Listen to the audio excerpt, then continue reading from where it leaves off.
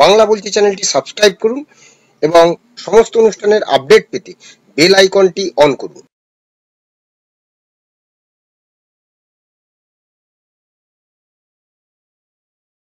নমস্কার, বাংলা বলছি চ্যানেলে আপনাদের স্বাগত। আচ্ছা, মমতা বন্দ্যোপাধ্যায় কি অভিষেক বন্দ্যোপাধ্যায়কে বিপদ ভাবছেন? তার কোট আনকোট বিপদের নাম কি মমতা বন্দ্যোপাধ্যায়ের কাছে এখন অভিষেক? এটা একটা বড় প্রশ্ন। কারণ গত সোমবার তৃণমূলের কর্মসমিতির বৈঠক হয়েছিল, সেইখানে তিনি নতুন কমিটি করেছেন, তিনটি দলীয় শৃঙ্খলা রক্ষা কমিটি করেছেন। এরপর সোমবার বিধানসভায় তিনি পরিষদীয় বিধায়কদের নিয়ে পরিষদীয় বৈঠক করেন এবং সেখানে তিনি বিধায়কদের বলেছেন যে তারা যেন সর্বসমক্ষে এমন কথা না বলেন যা দলকে বিড়ম্বনায় পড়তে হয়।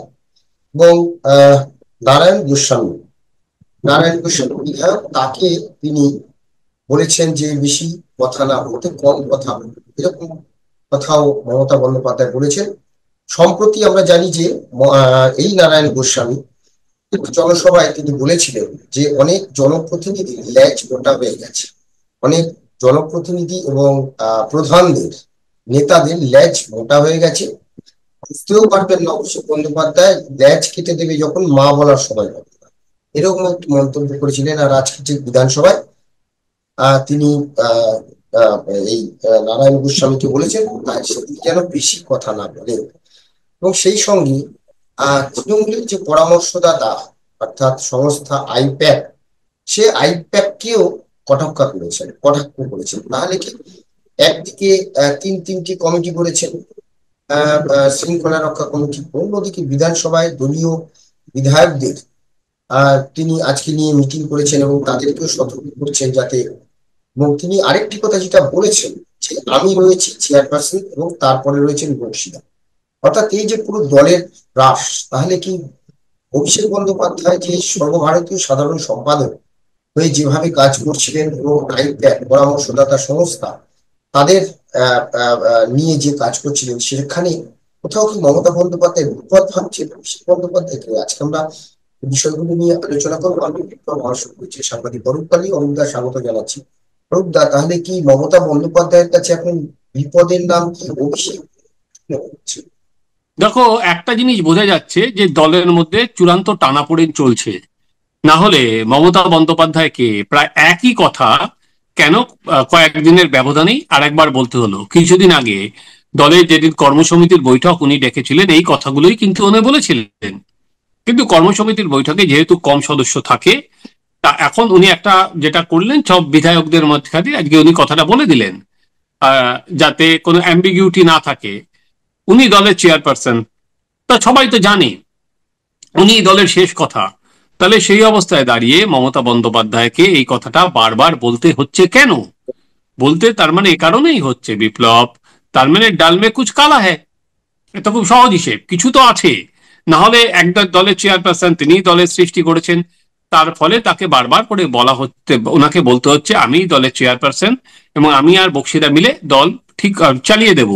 এবং সব থেকে বড় কথা যেটা হচ্ছে আইপ্যাক, যে সংস্থাকে পশ্চিমবঙ্গে অভিষেক বন্দ্যোপাধ্যায় নিয়ে এসেছিলেন, যে আর কি 2021 সালের ভোটে যে প্রসাদ 2021 সালে বলো 2019-এর পরে নিয়ে এসে হয়েছিল, এবং অভিষেক বন্দ্যোপাধ্যায় আইপ্যাককে নিয়ে আসার পর যথেষ্ট কিন্তু সাফল্যও পায়। সেই আইপ্যাককে কিন্তু উনি বুঝিয়ে দিয়েছেন। আমি আজকে যেহেতু অফ দ্য রেকর্ড কথা হয়েছে, এক তৃণমূলের সিনিয়র নেতার সঙ্গেই কথা বলছিলাম, তাকে আমি যখন জিজ্ঞেস করলাম আইপ্যাকের রোল কি, তিনি তখন বললেন এখনো আছে। এই কথাটাই উনি বললেন, অর্থাৎ আছে মানে আজকে মমতা বন্দ্যোপাধ্যায়ের কথা আমি দেখলাম মিলে গেছে। তিনি সরাসরি আজকে মমতা বন্দ্যোপাধ্যায় বললেন যে আইপ্যাক যে সমস্ত তথ্য দিচ্ছে বা ইনপুট দিচ্ছে সেগুলো নাকি ঠিক না, অথচ 21 সাল বা 24 সালের ভোটে আইপ্যাক তো ভালো কন্ট্রিবিউশন ছিল। তাহলে বোঝা যাচ্ছে যে দলে আইপ্যাকের যে গুরুত্ব সেটা কিন্তু কমছে। অথচ এই আইপ্যাকের ফ্যাক্টস এবং ফিগারের উপর ভরসা রেখেই অভিষেক বন্দ্যোপাধ্যায় কিন্তু রাজনীতিটা করেন বা সংগঠনটা সাজান। ফলে সেই আইপ্যাকের উপরেই যদি অভিষেক বন্দ্যোপাধ্যায়কে গ্রিপ চলে যায় বা এই আইপ্যাককেই যদি না রাখা হয়, তাহলে বোঝাই যাচ্ছে দলের বা সংগঠন, যেটা মমতা বন্দ্যোপাধ্যায় সরাসরি বলে দিলেন যে তিনি দলটা অভিষেক আর কি বক্সিরা দেখবেন। গতদিন জাতীয় কর্মসমিতির বৈঠকে মমতা বন্দ্যোপাধ্যায় নয়, পরবর্তীকালে প্রেস মিট করে চন্দ্রিমা ভট্টাচার্য বলেছিলেন যে অভিষেক বন্দ্যোপাধ্যায় দলের মুখপত্রের দায়িত্ব আছেন দিল্লিতে। তখন অভিষেক শিবির থেকে বলা হয়েছিল না, উনি দলও আর কি সংসদ কিভাবে চলবে উনি দেখবেন। কিন্তু তারপরেই আবার মমতা বন্দ্যোপাধ্যায় বললেন যে দলের সংসদ কোনো একজনের কথাই চলবে না, সেটা ঠিক করবে হচ্ছে একটা কমিটি, 5 জনের কমিটি, এবং সেখানে তারা শেষ পর্যন্ত মমতা বন্দ্যোপাধ্যায়ের সঙ্গেই কথা বলে দেবেন। অর্থাৎ পার্লামেন্টে দাঁড়িয়েও তিনি যে একচ্ছত্র ক্ষমতার অধিকারী অভিষেক বন্দ্যোপাধ্যায় নন, সেটাই মমতা বন্দ্যোপাধ্যায় বুঝিয়ে দিয়েছেন। ধরো ডায়মন্ড হারবারে লালজিৎ, আজকে নারায়ণ গোস্বামীকে যেভাবে বললো, নারায়ণ গোস্বামী অভিষেক বন্দ্যোপাধ্যায়ের হয়ে সওয়াল করে বলেছিলেন ল্যাচ কেটে দেবে যখন তখন, মা বলার সময় পাবেন না। এই কথাটার মধ্যেও আগে 2 দিন আগের ঘটনা, ধরো অভিষেক বন্দ্যোপাধ্যায়ের হয়ে বলার জন্য উপমুখ্যমন্ত্রী হুমায়ুন কবিরকে শোকজ করা হলো, 2 দিন আগের ঘটনা। এর আগে আমরা দেখলাম যে অভিষেক বন্দ্যোপাধ্যায় যারা ঘনিষ্ঠ বৃত্তে ছিলেন, যে সমস্ত মুখপাত্ররা, অরূপ চক্রবর্তী হোক, তারপরে তোমার কি নাম, রিজু হোক, কোহিনুর হোক, এদের সবাইকে সরিয়ে দেয়া হলো। তারপরে মমতা বন্দ্যোপাধ্যায় আজকে আরেকটা ইন্টারেস্টিং কথা বলেছেন বিপ্লব, সেটা হচ্ছে যে এবার যুব এবং ছাত্র সংগঠন তিনি ঠেলে সাজিয়ে আবার ঠিক করে দেবেন দলের তরফ, ছাত্র সংগঠন দলের না, নতুন করে সাজাতে হবে দলের তরফে এই দুটো কিন্তু অভিষেক বন্দ্যোপাধ্যায় দেখতেন। ছাত্র আর যুব সংগঠন কিভাবে চলবে বা না চলবে অভিষেক বন্দ্যোপাধ্যায় দেখছেন।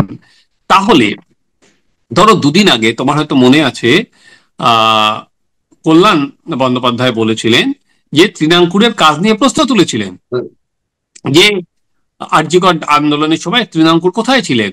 এবার মমতা বন্দ্যোপাধ্যায় আবার আজকে বললেন যে ছাত্র যুবরা ঠিকভাবে কাজ করতে পারছেন না, তিনি ঠিক করে দেবেন।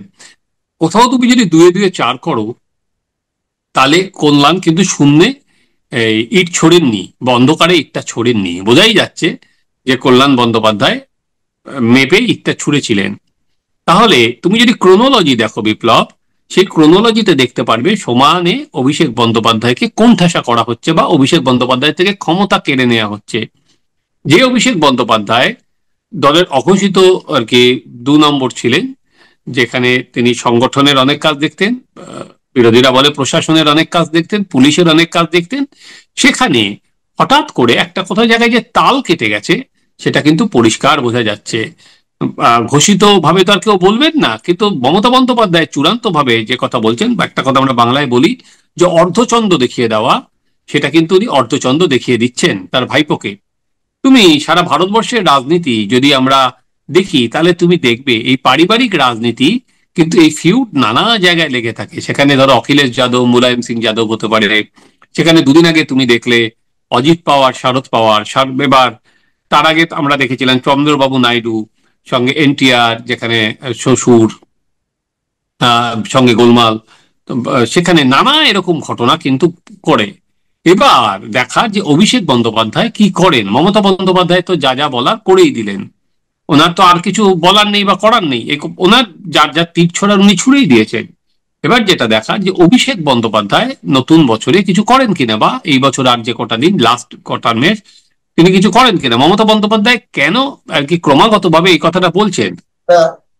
গত 2 দিন আগে ডায়মন্ড হারবার তার সংসদীয় কেন্দ্রে গিয়ে ঘোষণা করেছেন যে তিনি 5,000 ডাক্তারকে নিয়ে সম্মেলন করবেন, আর 2রা জানুয়ারি থেকে তিনি সারা ডায়মন্ড হারবার জুড়ে প্রতিটা বিধানসভা কেন্দ্রে 70 থেকে 75টি করে ক্যাম্প করবেন, স্বাস্থ্য শিবির করবেন।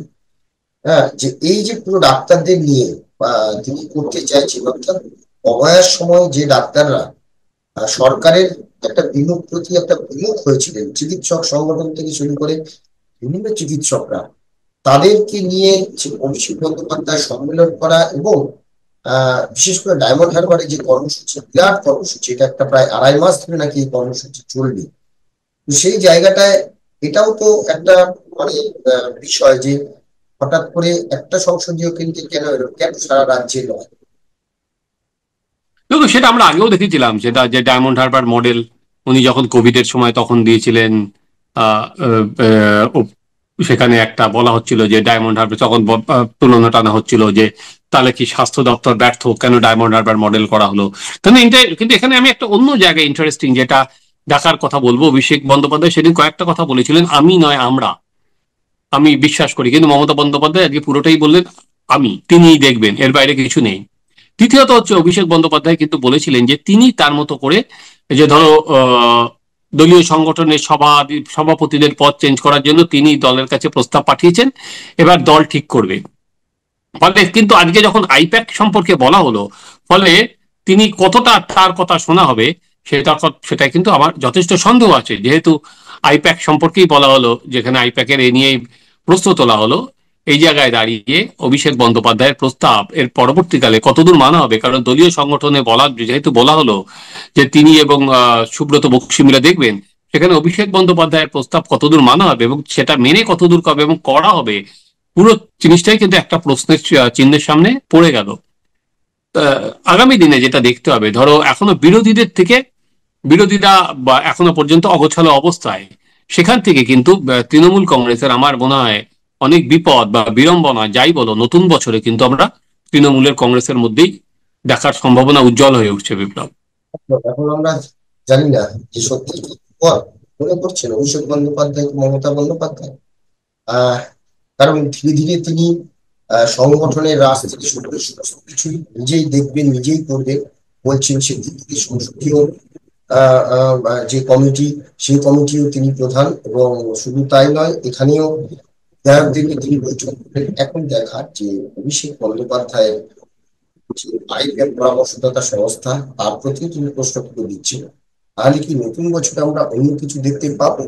মহারাষ্ট্রের মতো বা অন্যান্য রাজ্যে যেরকম হয়েছে, যে সেদিকেই আমাদের নজর থাকবে।